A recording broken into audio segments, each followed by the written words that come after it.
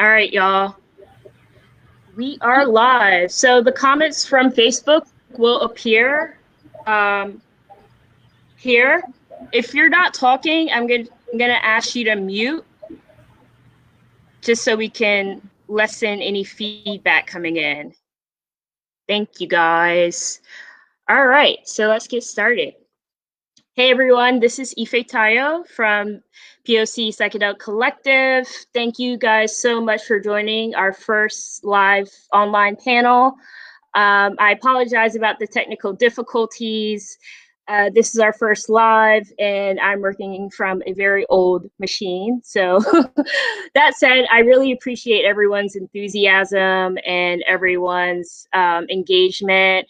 I was watching the comments and folks are really, really excited about everything. So I really appreciate that. And I really appreciate all the support.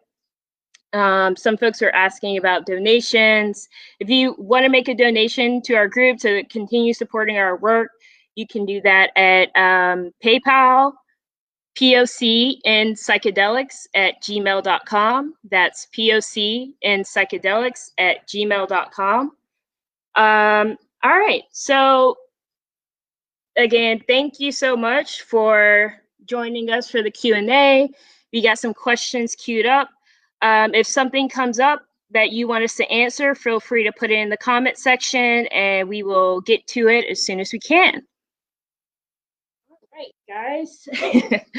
So one of the questions was, has anyone ever had an experience with their family members? Or do any of you guys know someone who has journeyed with folks in their family? I know a lot of people are curious about intergenerational journeying. So can anyone speak to that?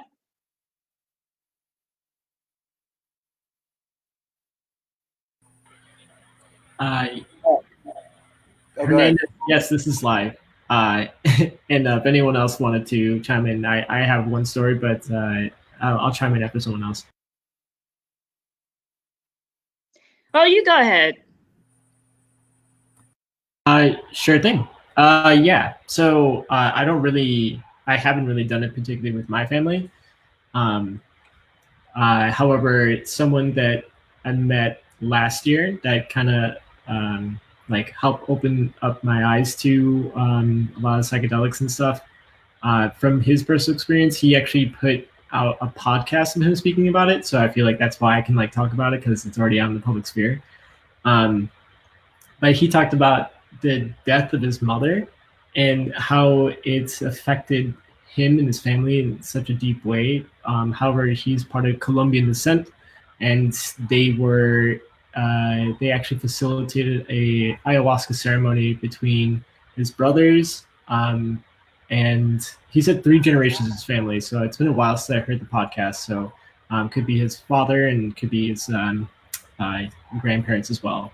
But they talked through that podcast. It was around an hour long. And so he talked about it's such a surreal thing to think about, just not only going underneath that heavy healing effect just by yourself, but in a collective family way, all for your mother too. So that's just one short story, and there's content like that, and I'd be happy to find that. Okay. Awesome. Yeah. If you find it, feel free to share it in the comments. I'll also share a little bit. So me, I come from a big family. I'm originally from South Carolina, and my mom was actually the first person to talk to me about psychedelics. I was a curious middle schooler, and I was doing a project on the 60s and 70s music. And I asked my mom about psychedelics, and she told me that she and her friends had done, all types of things back in the 70s. So fast forward to being in college, me and my family, we smoke pretty regularly together. Like that's kind of our ritual. We smoke weed together. I have encouraged my family to try mushrooms, and one time I got them to do a little microdose. But I think they were really nervous about what was going to happen. Like some of my brothers were like afraid of losing control, because that's what mushrooms do. So I think it's definitely worth it to try it. I know that my brothers and my sisters are becoming more and more open about using specifically psychedelics, and I think they're really curious. But I think that there's still some barriers within themselves in terms of like working up the courage to finally take that step. So yeah, and I also say that at our Empyrean conference in September, one of our panelists talked about using psychedelics with his grandmother. So that was pretty cool because we never really hear about grandparents doing this. It's usually like siblings or parents. So yeah, I'm gonna move on to our next question. Someone asked during the live recording, what are our thoughts on how microdosing and how tech has kind of co-opted psychedelics in the name of productivity? And before anyone answers in, I will also just make a note that our lovely friend Daniel Garcia, he is on, but audio only. His camera's off. So if you have a question for Daniel, know that he is on. He's also on my t-shirt. So yeah, back to the question. What do you guys think about how tech is kind of using psychedelics as this like tool of productivity?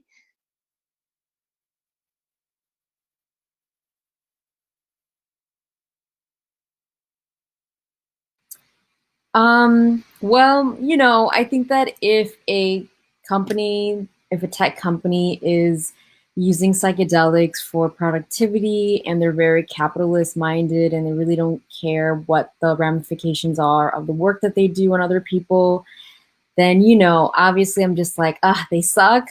But I also feel like on the flip side, I believe one of our audience members, I don't know their name, but they had a really great comment saying that psychedelics are really great for productivity.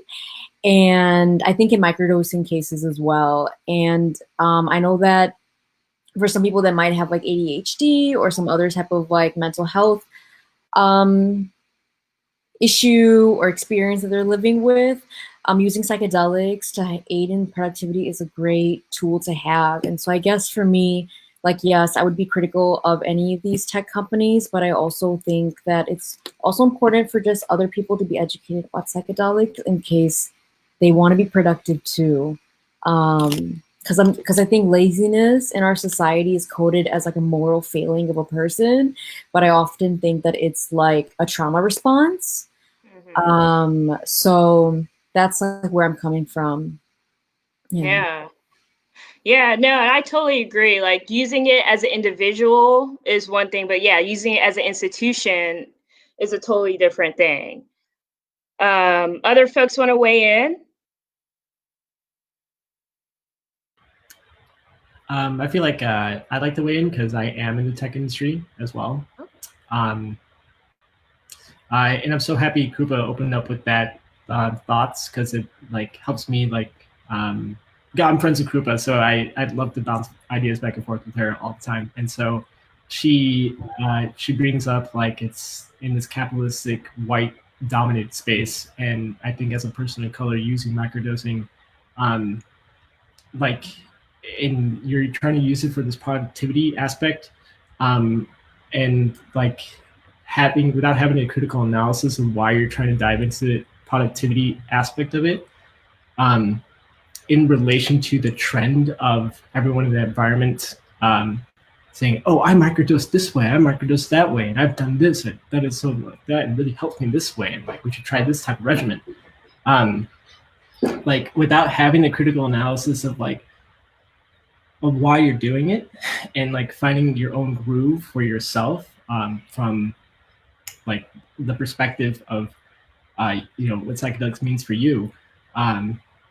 Like, it's just like I recommend people to not just like follow the trends of like everyone else in that white dominated tech sphere, which is so easy to like be succumbed by, especially the thought that you have to be productive to have value for your life, to feel good about yourself. And I'm not saying to not be productive as well, because that does make you feel super good too.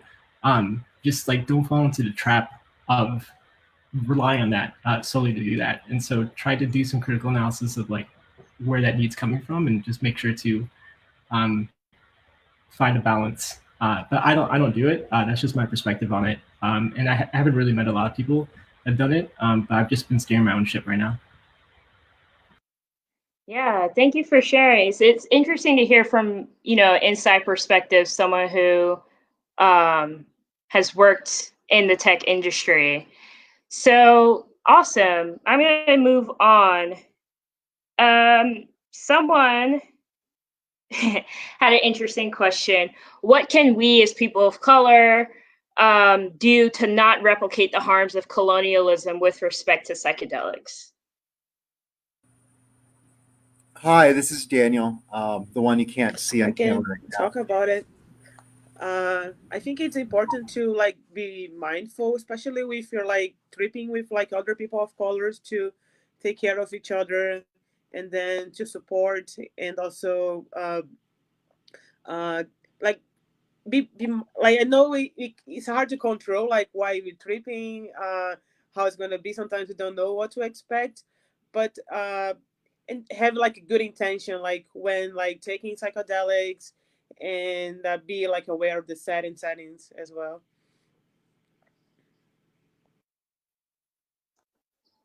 Okay. Yeah. Danny, you have something to say?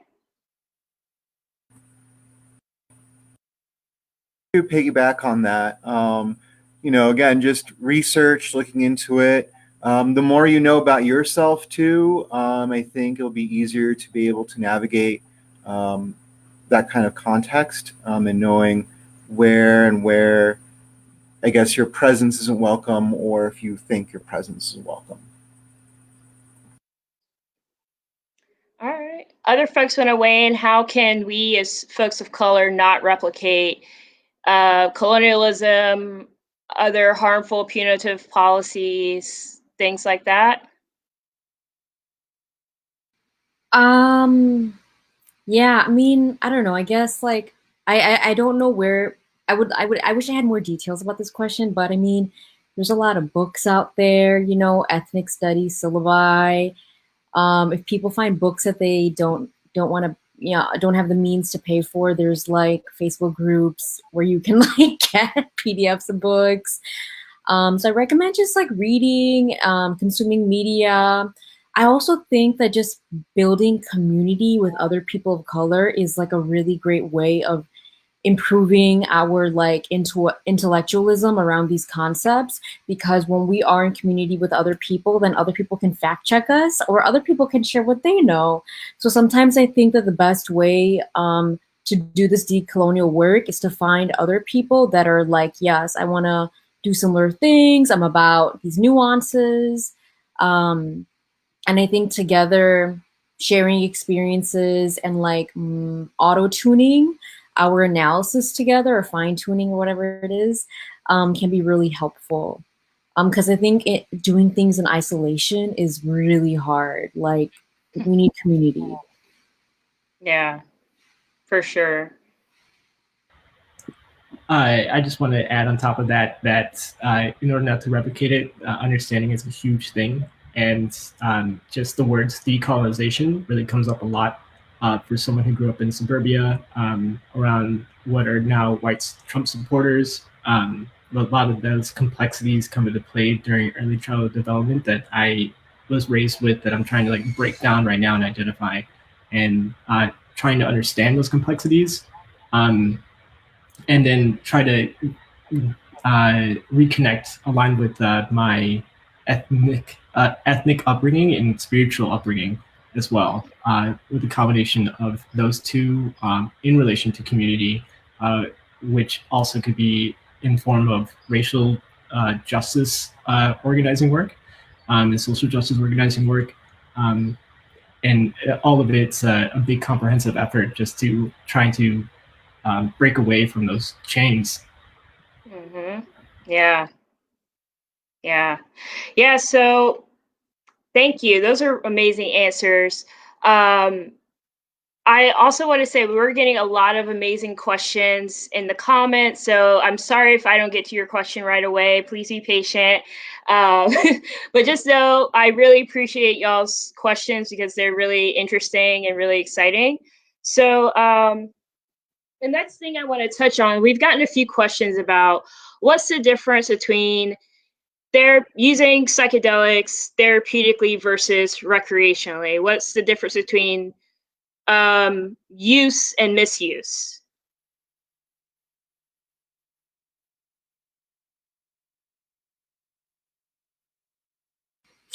I think there could be a couple of signs. I think with misuse, or no, recreationally, right? Sorry, I'm getting the question confused. So it's difference between recreational versus therapeutic. Mm-hmm, mm-hmm.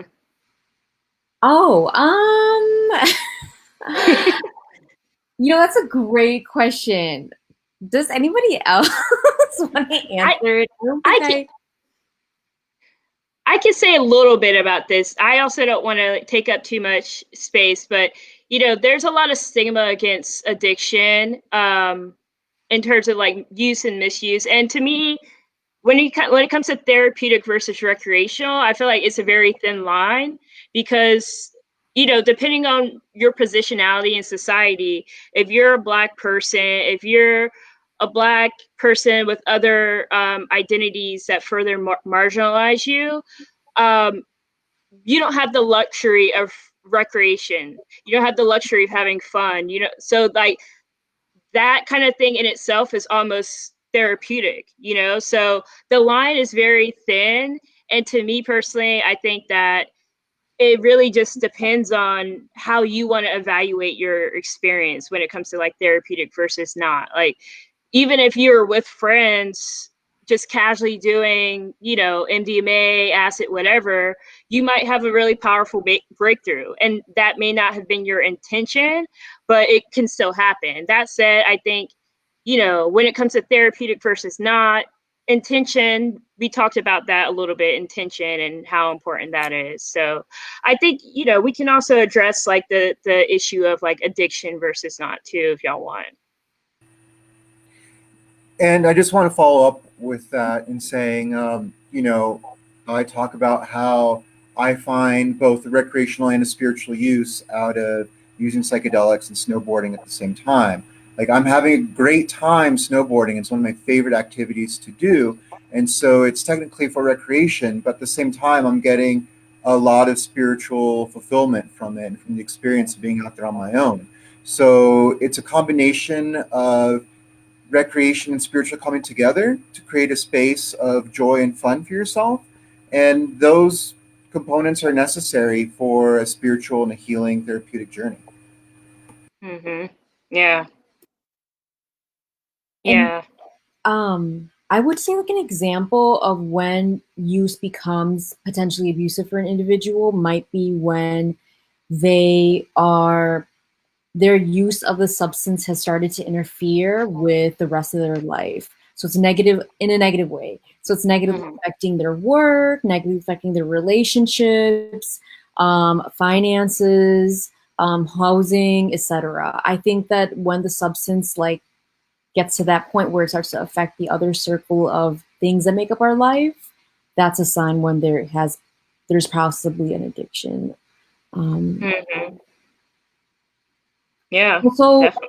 but I'm also like thinking about like, yeah, like sometimes somebody might just be taking a lot and getting some spiritual experiences, but maybe they do need like a second opinion or some type of additional support. And I think why I'm saying this is that I'm thinking of an example of an individual that I had met who was using a lot and they did not have community. So they had all this access to, I think, like acid, but they had no friends or no anybody talking to them about substances. So they were just using a lot of stuff. And I think that person could have benefited with somebody just being there to check in on whether or not that was going well for them or not. So yeah, I definitely agree with that. There's always those instances where it's like, you know, kind of hard to tell if the line's being crossed. Yeah, so moving on, I see a question here from Kara. Kara's interested in your experience as that you spoke about. I don't know how comfortable you're feeling sharing about that. They asked, do you have any recommendations for doing something like this? Where can I find something like this? And, you know, I know we are in the US and a lot of these things are still very much so underground. So if you're not comfortable sharing, you know, you can always connect offline and chat with Kara about this, but I just wanted to see if you're open to it. Yeah, it's certainly a great question, and I'm sure it's a burning question for a lot of people because the way that I was able to connect with someone that was beneficial for me, it was simply by serendipity and luck. And they only have like so much capacity, and it was like a lifeline to come across them. And when I realized what I had access to, I made the most of it. I poured my heart and soul into it and every ounce of my being into it. And I really am seeing the effects of that as well. And so I totally understand the question and I totally understand the need as well. However, I can't really give up any of that confidentiality because it's such a sensitive thing. It's such an intimate relationship. I can point in some resources that can help generate some better ideas of like where to look and what types of things to look for and what types of people to like connect with and just like continue the momentum in searching. And I'm a believer of law of attraction. And so one good resource would be maps.org/therapy integration therapists. And maps.org actually has a lot of listed. However, I will say a lot of them are white.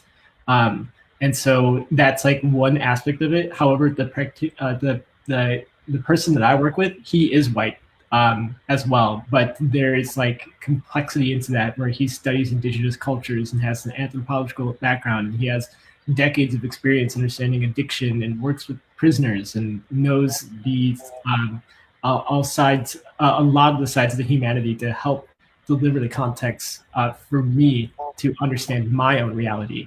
And that's what I was like starving for. And so it's not like really like ideal to be able to like seek out these resources. You see all these white names, all these white faces, all these white bios. However, there is still there's still hope to connect with people that you may never know how they can help you. And so I wish I had more like click into this group, and these people have done so much work in this nonprofit initiative that does group therapy circles for us, everyone to connect and sing songs with. Like I wish I could say something like that, but it's a huge issue, and this is why this type of meeting, this type of space together is so crucial for us to continue and have this conversation and continue to ask questions and continue to help each other out. Thank you for that thorough answer. There's one more research I want to add. It's a website called psychedelic.support, and you can search by location, condition, or substance for somebody who can support you with psychedelics. So that's psychedelic.support. Okay, cool. Yes, and we'll also be compiling a list of resources because I know we dropped a lot in the panel and right now, so we're going to do our best to compile all those and share it with everyone. All right, so moving on. Someone had a question about large doses in respect to trauma, ancestral work, Has anyone had any experiences with larger doses of psychedelics?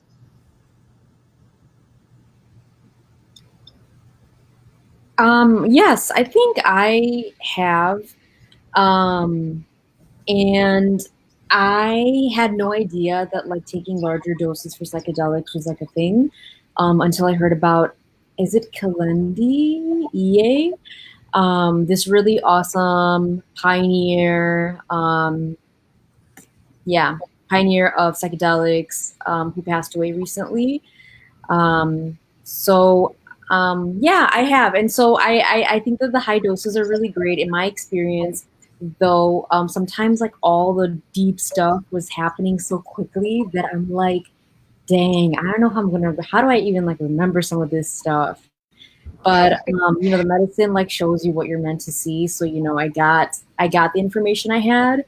But I think that for me though, I did a high dose on the company of some facilitators, which was important to me because I just needed reassurance that if I go down some scary place, maybe there's somebody there. So yeah, that was my experience. Yeah. Thank you for that shout out to Kalendi E. He just passed last month in early May, and he, like you said, he was a big pioneer in the psychedelics movement, and he was also very known for his high dose mushrooms lectures. He would advocate for 30 grams and up, and he was always saying that if you do want to go into the high dose, kind of work your way up. So, for me, when I first started out, people were telling me that 3.5 is like the baseline, and then go up from there. From 3.5 grams of mushrooms to 5 to 7 to 10, and then just going up from there. So, yeah, I've never gone into that range. I'm curious about it, but something that Kalendi always said was that, if you're gonna do it, build up to it, but also his way of doing it was doing it at night. He said, go in your room at night, get naked, and lay on the floor. And have somebody else like in a different room, like a sitter, just in case things kind of pop off. But yeah, he was always like, the real work happens when you start getting into the higher doses at night, naked in your room. And I'm just like, okay, I have no idea what to expect, but one day I'm going to work my way up there. I see some folks in the comments who are saying they've taken 20 grams, 40, 50 gram trips. That's amazing. I would love to hear more about it, just like how y'all prepared for that. Oh, Lorena, you want to say something? Yeah, I'm just on the audio now, but I just would recommend if be aware, like if you have like some preconditioning, like high blood pressure, just be mindful about like the high dose, and if you're also planning for a high dose, it's good to like let people know. Yeah, and I also like the idea of having at night because it kind of can help with the dreams, and sometimes you like wake up like no, like I think the integration, it can be like easier, like wake up in the morning and like remember your dreams and the trips.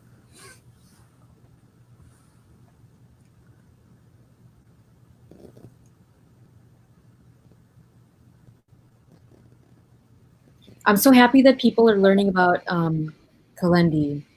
This person is so inspirational, and I haven't had the time to go through all of his YouTube videos and other media about him on the internet. But yeah.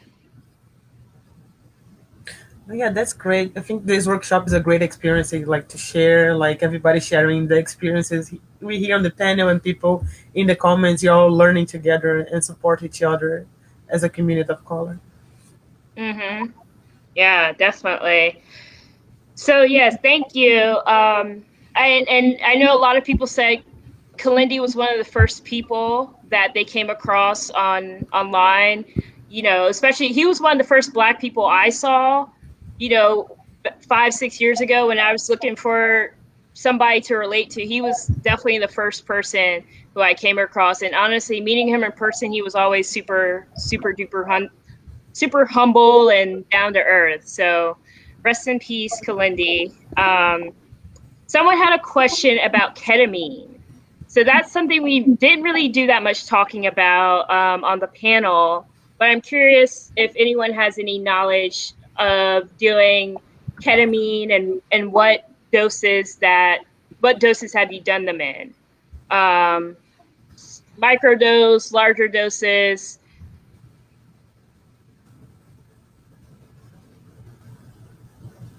No one. Oh, I've done so I've done ketamine. I think I took a very small dose, but it was great. I didn't feel depressed for like 2 weeks. So yeah, I know that's a lot of some of the stuff I've read about it is that it's great for treating depression. I think there's actual clinics in Chicago, and I don't know about the rest of the country, where folks can set up appointments with trained people who will administer ketamine. The prices are a bit high. I think they were a couple $100s, if not more, but that option does exist as well as getting it through other places. Yeah, I've been hearing about that too. A lot of clinics are popping up, especially in New York. So moving on. So someone asked, how do we as people of color address, the conflicting part of like criminalization and using these substances? How do you reconcile that? The fact that a lot of these things that we're talking about are Schedule I drugs. How do we reconcile that as POC, and also recognizing that, even though we're all people of color, that doesn't mean our treatment is the same around, It's very clear. The statistics are that the majority of people in federal prison for drug use are Black. So let's talk about how do you reconcile that within your own use? I mean, I reconcile it because I know whoever scheduled those drugs was probably racist as hell, didn't know what they're talking about, and wasn't using a science-based approach. So I'm not going to go by what the government tells me what classification these drugs are. Recognizing that I am privileged compared to my cohorts who are people of color, that I've had access to knowledge, to good, quote unquote, pure, clean drugs. And some of my experience has been pretty good and decent along the way. And that also I've had people in my life and along my journey that has helped me who've had experience beforehand. So that's how I reconcile it. Unfortunately, like I forgot what it was we mentioned earlier, that it's just like a lot of luck and providence on your journey that makes it go a certain direction. And so I think people's access still to this day, it's too much of a crapshoot, And so we need to make a better system where it's not based on luck and providence, but where you have access to the same kind of substances, knowledge, and support that I happen to be able to cultivate and have in my life.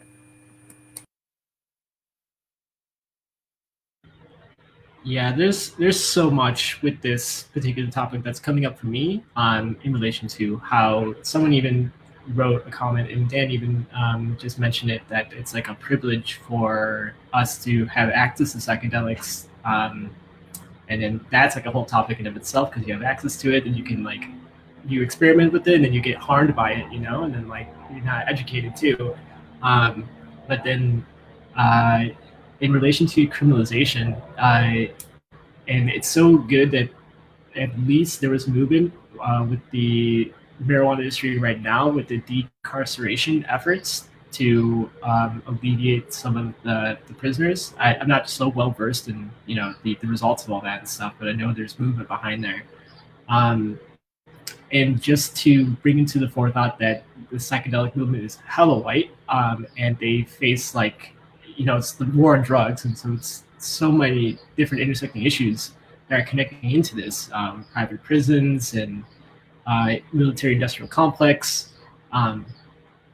It's a huge, intertangled, deep issue related to that, and it brings up this one point that I came across from someone who introduced me to this group, which was Ismail, that was talking in another webinar, talking about, psychedelics is pretty liberating, right? That you get to like go into yourself and you feel so good. But like, how much more liberating would it be if everyone was not oppressed?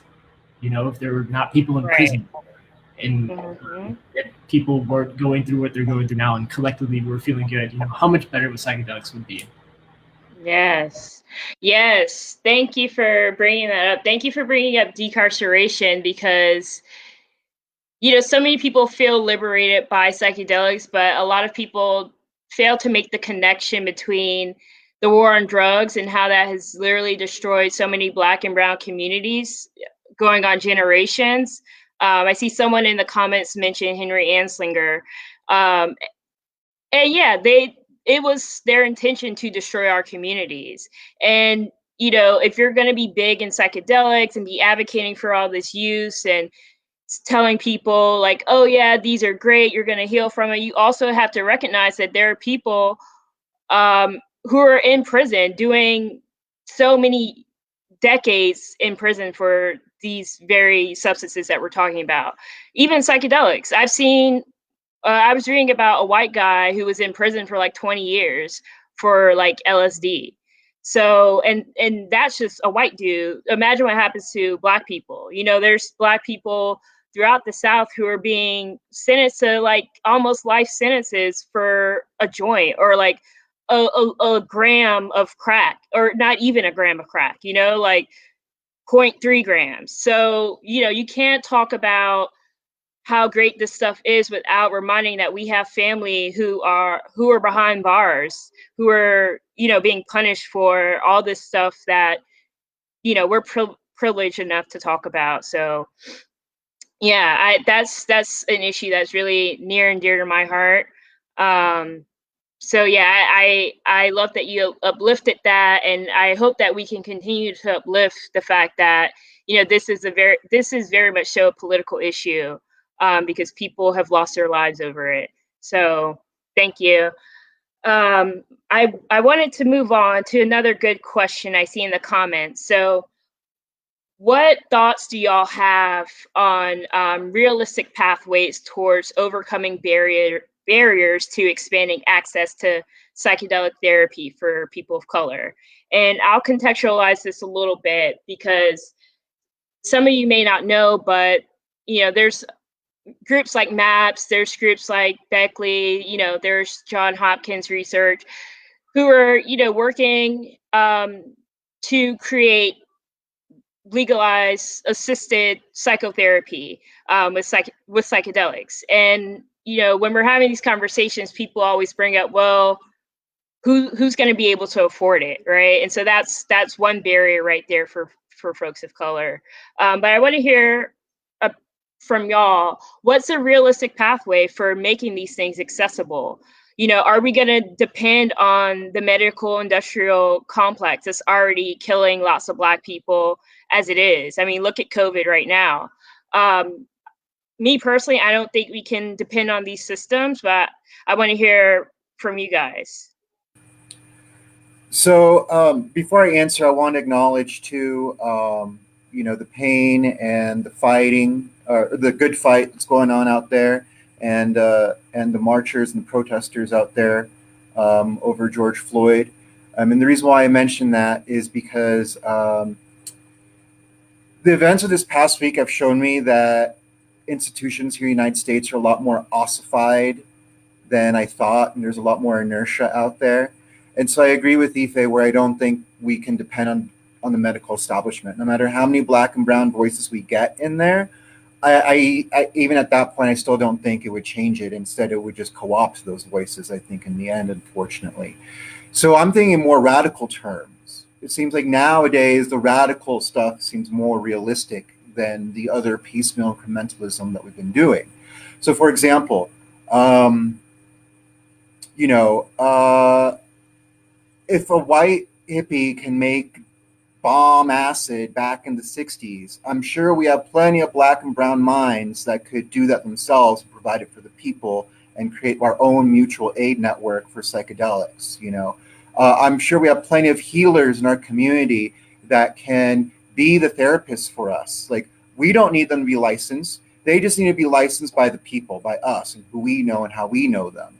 And so I think those kind of actions, those kind of radical actions, are probably more realistic in leading to an equitable and accessible way to heal ourselves and to have this therapy for us and bypass a system that time and time again has misdiagnosed us and has used us for the medical experiments.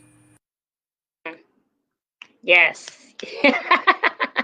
Yes, Danny.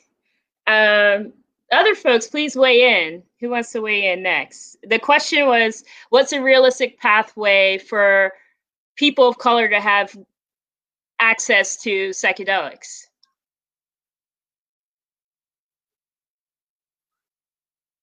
Oh, Lorena, let me unmute you real fast. Okay. Yeah, I agree with everything that Danny said. That is very important, like to support the community, to like do like trainings and like share the knowledge, like webinars like this one.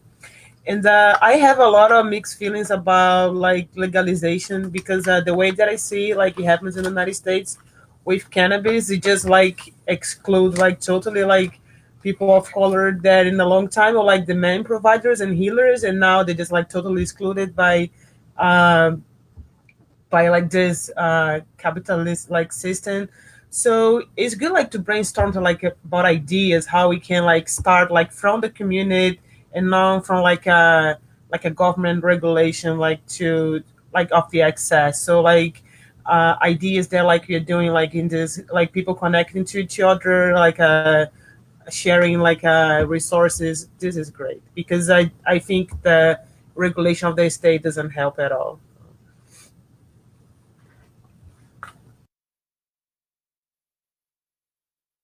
Krupa, did you want to say something? No, I feel like, Okay. Lorraine and Danny have said it. I agree with what both of them have said. Mm-hmm. Okay. Yeah, I saw you moving a little bit. I wasn't sure if if you were wanting to say something. Actually, I do have one quick thing to say. Is that like I think that this idea of community and mutual aid and doing things with what we have is so important and dear to my heart. And it makes me think about how with mushrooms, mushrooms like the mycelium, they like connect to roots of trees, allowing trees to communicate with other trees miles away. If anybody doesn't know about this, Google it, mycelium trees. You'll learn about these tree networks. And I think that this is a really great metaphor for us to think about, that like mushrooms enable these trees to like send nutrients and messages to be like, yo, this one tree's sick. We got to help it out with some extra nutrients. And that idea of hyperconnectivity and allocating resources, and sharing things is something that I hope that for those of us who are fans of psychedelics do with one another, is build that community and get involved in whatever ways that we feel that we can.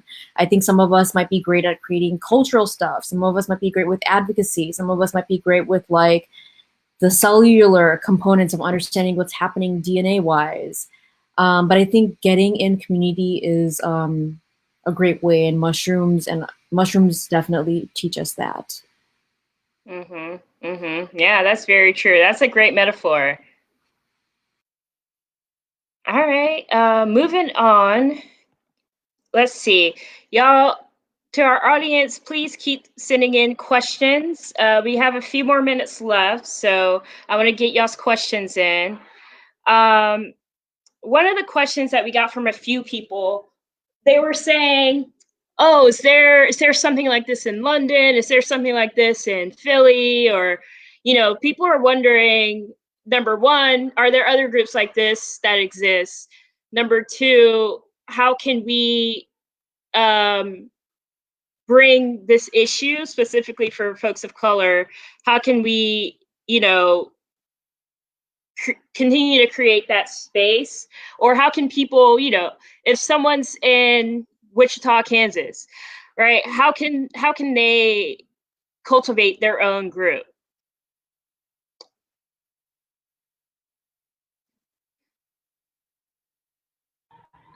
there is a lot of work that needs to be done, and there's so much opportunity to uphold, grasp on. I don't know what I'm trying to say.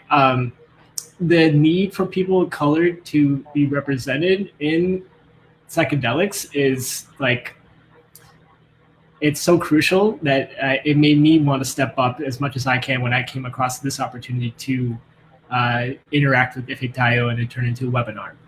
And hopefully, efforts like this just like help generate some type of momentum, but it's a collective effort that everyone needs. If they're interested in the topic, they should look into facilitating their own type of momentum. I wish I had like some direct resources, but we're still discovering resources just by coming together in this group. And we came across an amazing nonprofit last night that we just came across yesterday, and so everything is just like the Wild West right here.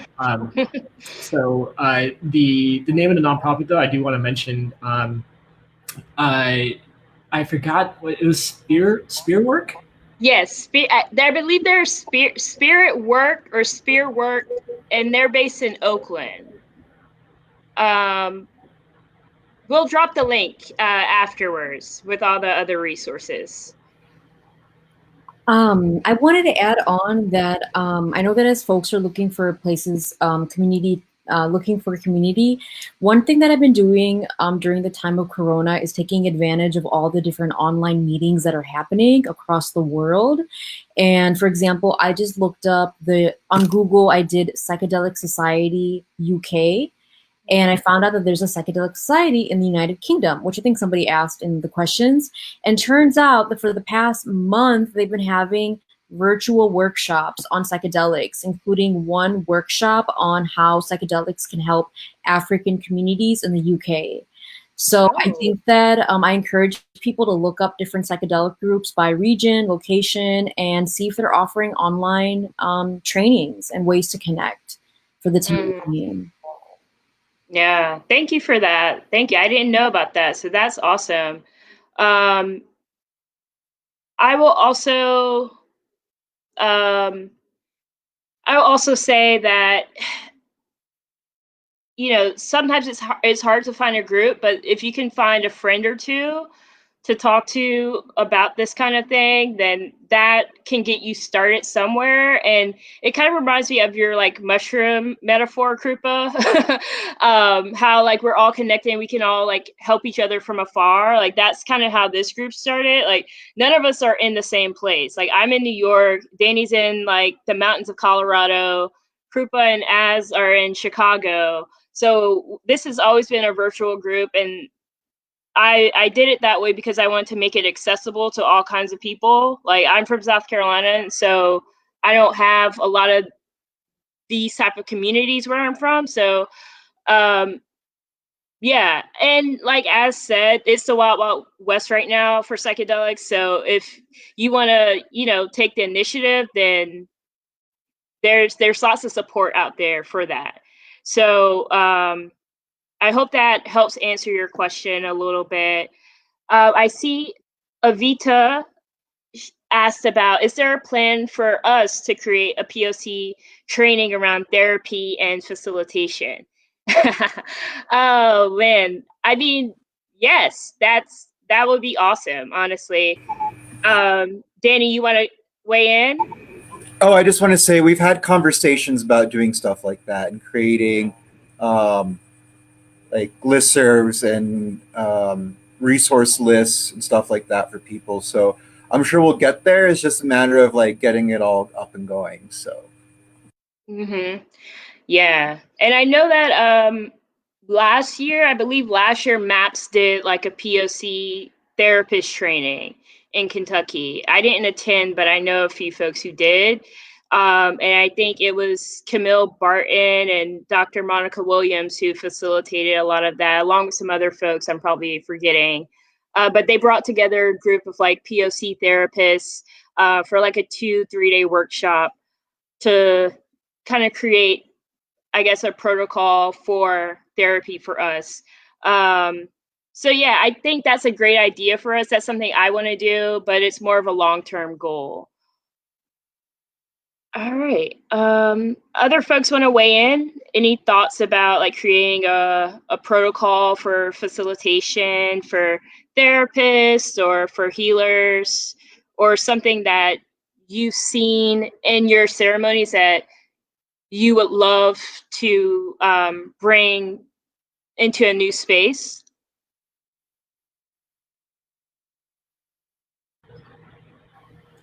Do you mean what we've learned? When you say what do you mean to share what we've learned in our ceremonies? Or Well, yeah, kind of.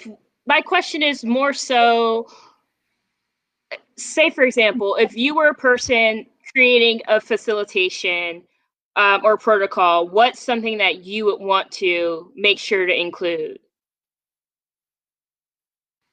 I would definitely include inner child work, some type of activity to do so. And I think that I want to give a shout out to my friends Ken and Ajuni. I don't know if they're still on here, but they were they've been two people that have really introduced me to the concept of inner child work.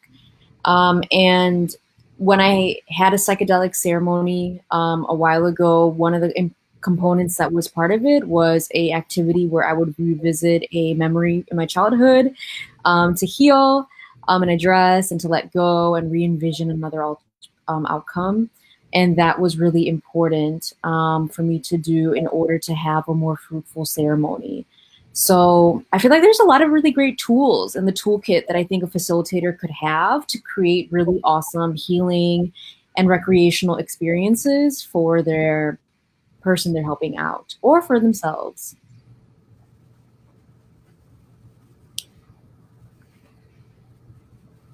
But in terms of protocol, I mean, I think it's important, boundaries, emotional, physical, sexual, energetic, etc. Yeah. Where did Thank you. Oh, you're there. Okay. I'm just switching the video because I want some people to be seen. So yeah, no, thank you. Someone actually shared an anecdote in the comment section, and I'll try to read because I think it's pretty interesting and also representative of a lot of folks' experiences in the psychedelic world. I'll paraphrase because I can't find the comment right now offhand, but basically they were saying that they went to a screening of Fantastic Fungi, and they asked the question about why weren't any of the indigenous communities like included in that documentary? Um, why I guess why weren't they more centered? And they also said that there's an issue with not using the mic. So at a lot of events, people will be like, oh, I don't need to use the mic. Like, y'all can hear me. But it's actually an accessibility issue for folks who are hard of hearing. So this person was saying that I'm not going to say the white guy's name, but they said that this white guy basically told them like, oh, well, go make your own documentary then.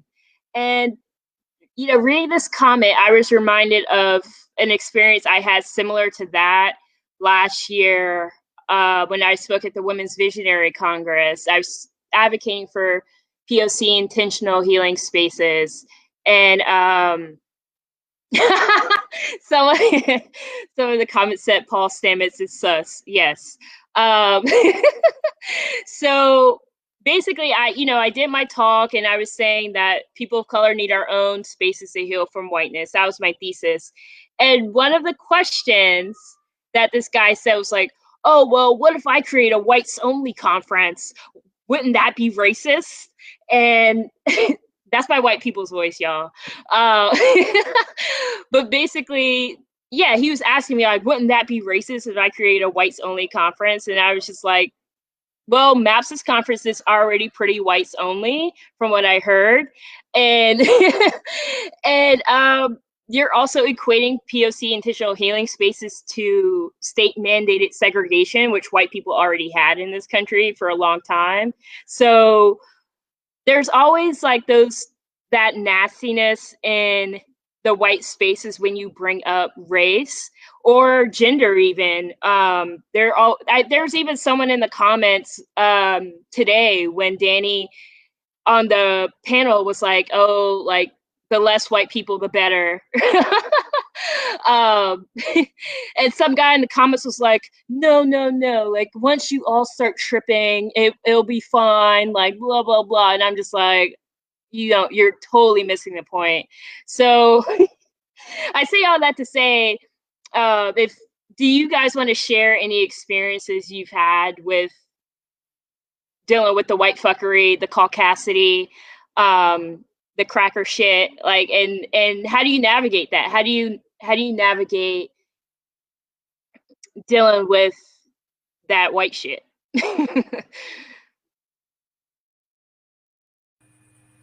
I mean, I'm just a bastard, so I don't mind bringing up stuff and confronting people even when I'm tripping. In fact, I feel more comfortable doing it when I'm tripping. You know, like I feel more comfortable. Like, no, I'll take you on. You know, especially if homeboy, if he's white and he's tripping too, you best believe I'm going to ruin his trip too. If he's going to be spouting off nonsense and everything like that, oh, you best believe he's not going to have a good trip the rest of the time either. Mm-hmm. Yes, make them uncomfortable, right? Yeah. It's a sensitive topic for me that I'm recovering from. However, what's useful to me, I'll keep reiterating, is decolonization. And it means something new every time I get deeper into it. Mm-hmm. Like, I feel like sometimes when you make them uncomfortable, you make yourself more comfortable. You create space for your own comfort. You know, like they're already taking up more space if they're making you feel uncomfortable as it is. Push back, make them feel uncomfortable, and reclaim your comfort. Yeah. Yes. I love that. Yeah, totally make white folks uncomfortable, make them question their whole existence. Like, because honestly, like Danny said, we're the ones who have to we're the ones who have to sit in that discomfort. It's always us who have to deal with the short end of the stick, right? And I agree with Danny. There is a lot of power in using your voice and calling them out on their fuck shit. You know, like a lot of people will be surprised at me. I'll talk about white people in front of their face. Like, I don't care because because I've had to deal with it my whole life. So yeah, that's that. We got time for one last question. So this is going to be everyone. I want everyone on the panel to participate because I think it's a question that everyone can kind of answer. It's a general question from Sultan. They said, do you guys have any books or resources to become more learned on the war on drugs / policy?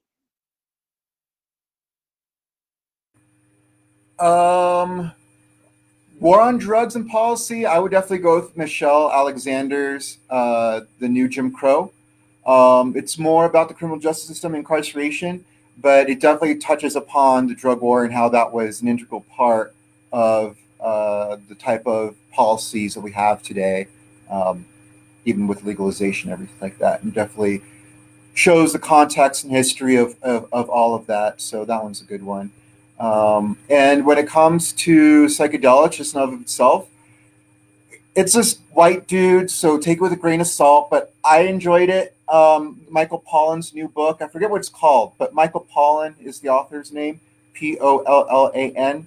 And he's pretty decent. So, and he does touch upon in his book about some of the more ancestral origins of the medicine that he encounters, and some of the more modern history context of it too. So those two are the ones that I recommend and come to my top of mind.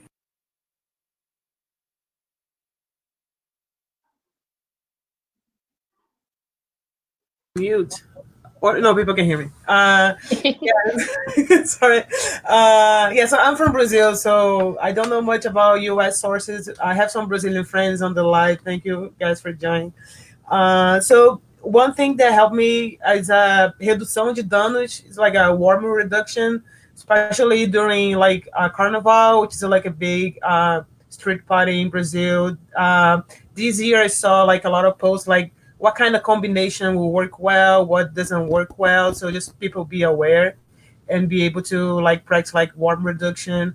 I know the YouTube channel Hempadão, they have some videos about warming reductions as well, like redução de danos. So this is a great resource, and it's good for like managing the dose and like a combination of psychedelics. It's because in Brazil it's kind of sad that I lost so many people for like because of like lack of information, and yeah, and still like the criminalization. So it's so this is my favorite resource so far.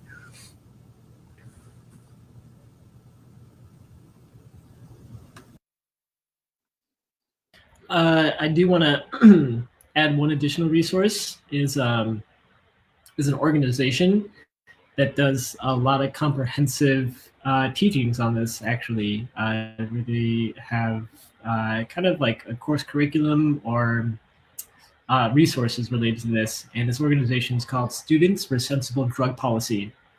And they basically I've seen webinars that they've hosted that bring you up to speed on the history of the war on drugs and connecting some pretty some of the dots that you should know that revolve around the war on drugs that help you paint a bigger picture of the war on drugs in general.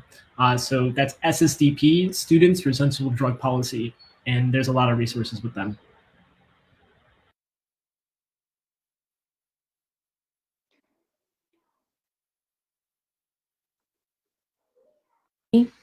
Okay. Okay. I would add, I'm a huge fan of the Drug Policy Alliance, so I would look them up on the internet or Instagram. They have a really great Instagram that I really like. I also think that we haven't talked about this, but I think that like the British colonialism has impacted a lot of communities through their drug policies, especially with opium and marijuana and tobacco. So, I recommend looking into all those histories as well if somebody is looking for, yeah, other situations in which backwards and racist and capitalist drug policies have wreaked havoc. There's a Indian author named Amitav Ghosh who wrote a book called Sea of Poppies, which is about India's a region in India where that has been producing a lot of opium, and how British trade of opium impoverished that region of India, which I think is actually Bengal. So yes, and I know that Hassan Minhaj had an episode on Patriot Act where he's talking about the war on drugs. I haven't watched it, but it looked like it had really great buzz. Mm-hmm. So I totes recommend it. Yes. And thank you for shouting out DPA. I work at DPA. That's my 9 to 5. So I would definitely recommend DPA as like an organization. If you want to learn all about drug policy, like we're very comprehensive. And just to shout out some things I'm seeing in the comments. Maurice said, Chasing the Scream, High Price. High Price is Dr. Carl Hart's book. Carl Hart is the first tenured Black professor at Columbia University. He's a neuroscience professor, and he wrote kind of a memoir called High Price, and it's his experience of growing up Black in Miami, and then becoming a tenured science professor at Columbia. So he's very smart, and he myth-busts a lot of notions about addiction. And he's just really, really great, super duper smart. And then I also see the 13th documentary by Ava DuVernay and Joy DeGruy's Post-Traumatic Slave Syndrome. So those are all really great resources as well for getting a larger analysis on race in America. So yeah, thank you guys for all of those fabulous.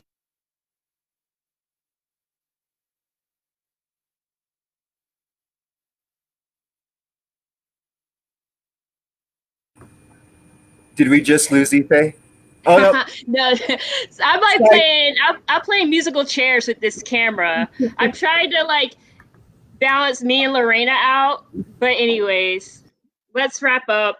I want to thank the panelists, Danny, Lorena, Krupa, Azar. Y'all are amazing. And thank you to our wonderful audience. I really appreciate y'all really engaging with us and getting your questions and your experiences out there. This is really amazing. And please know that we will be uploading the video, the original panel, no glitches, so don't you can share it with your friends. And stay tuned for next month's conversation. We're gonna do another one. And if you want to donate again, we accept donations via PayPal, POC and psychedelics at gmail.com. Make sure you connect with us on Twitter, Facebook, Instagram. We're POC Psychedelics on Instagram, POC Psychedelics on Twitter, and POC Psychedelic Collective on Facebook. So thank you guys so much. Love you guys.